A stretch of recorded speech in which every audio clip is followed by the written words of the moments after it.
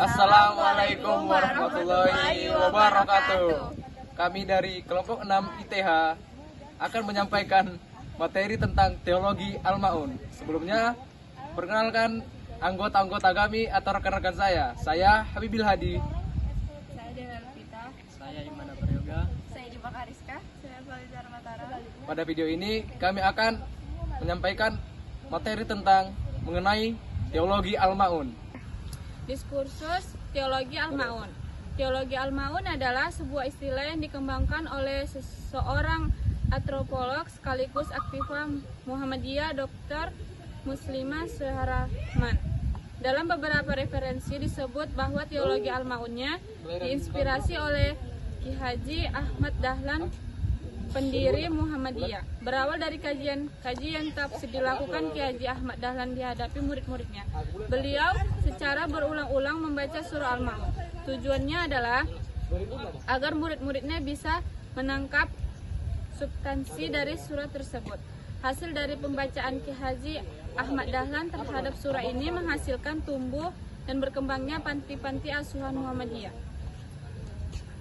Kiai Haji Ahmad Dahlan pada tahun 1868 sampai 19.230 pendiri Muhammadiyah pada tanggal 8 Zulhijjah 1330 sampai 18 November 1912 pernah membuat murid-muridnya bertanya-tanya keheranan saat memberi pelajaran tafsir. Ketika menafsirkan surah Al-Ma'un surah ke-107 secara berulang-ulang tanpa diteruskan dengan surah-surah lain.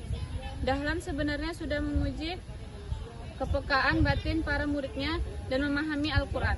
Apakah sekedar untuk membaca atau langsung didiamkan? Baru para murid itu paham bahwa Al-Quran tidak saja menyangkut dimensi kognitif, tetapi sekaligus sebagai pedoman aksi sosial. Setelah berlangsung 1 abad, ada kesan semangat yang dikandung oleh surah Al-Ma'un. Ini terasa dilupakan, bukan saja oleh umat Islam pada umumnya. Di kalangan Muhammadiyah, adanya terasa kurang. Artinya, artikulasi surah Al-Ma'un ini berjalan di tempat.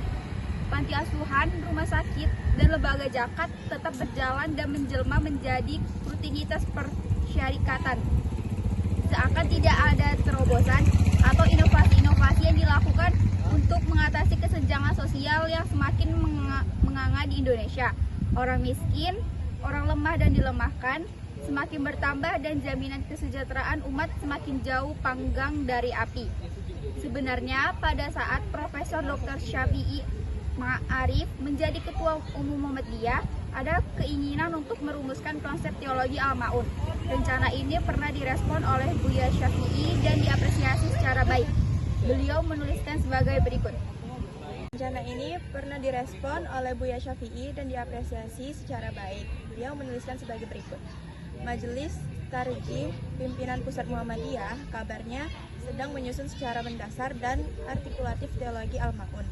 Suatu teologi pemihakan kepada kaum miskin, terlantar, tertindas, terpinggirkan, dan kepada anak yatim yang jumlahnya cukup masif di Indonesia sampai sekarang ini. Saya menyambut dengan penuh kegembiraan upaya tarjih ini, karena Muhammadiyah memang belum pernah menulis sebuah risalah yang komprehensif tentang kaitan antara doktrin, tauhid, dan pembelaan terhadap golongan tertindas dan lemah ini, baik secara sosial, ekonomi, maupun dari sisi iman dan pendidikan. Inilah salah satu upaya lanjutan untuk membumikan teologi Al-Ma'un ini tidak saja di kalangan Muhammadiyah, tapi juga di kalangan umat Islam. Saya tidak tahu perkembangan terakhir tentang konsep-konsep ini.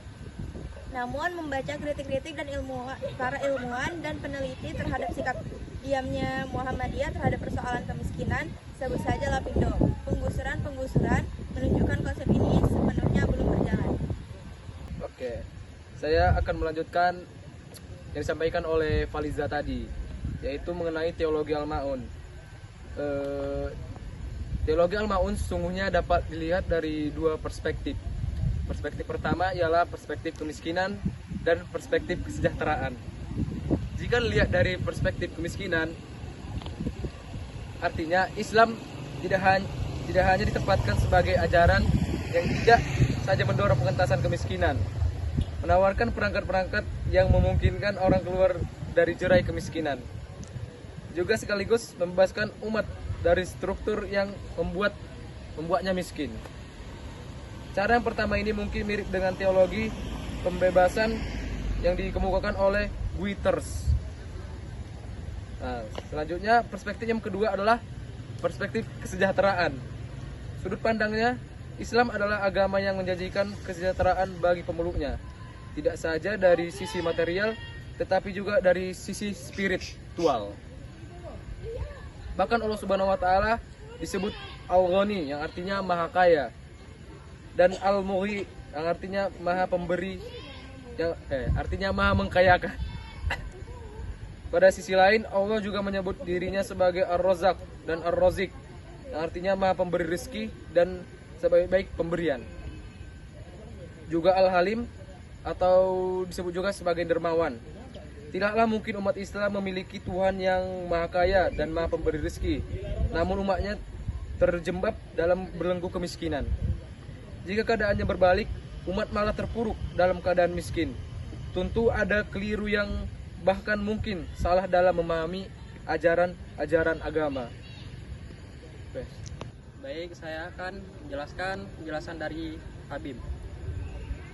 Sebagai pembandingan penting diketahui bahwa pada saat itu tahun 1960-an, Gereja Katolik Amerika Latin sedang berada dalam suasana kegundahan sosial melihat kemiskinan massal di lingkungan Katolik di kawasan itu, yang menggerakkan suatu komparasi Vatikan Amerika Latin di Kolombia tahun 1968. Masalah pokok yang dibahas adalah soal kemiskinan massal.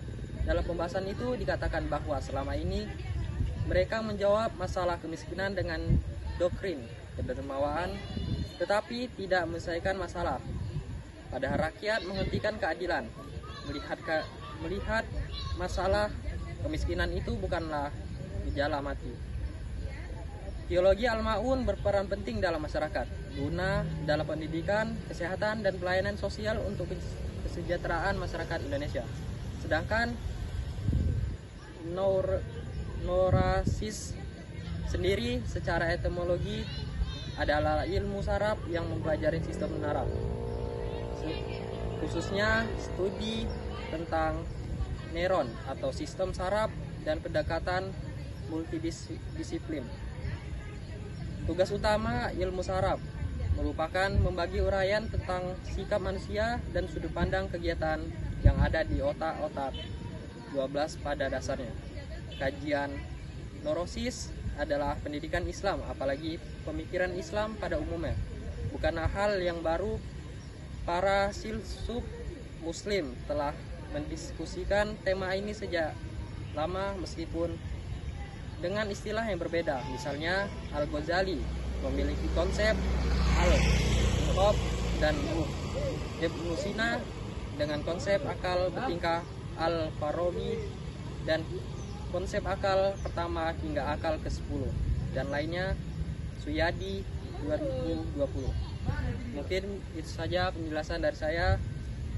Wassalamualaikum warahmatullahi wabarakatuh. Mungkin cukup sekian video dari kelompok kami. Untuk kawan-kawan jangan lupa tekan tombol like, komen, dan subscribe.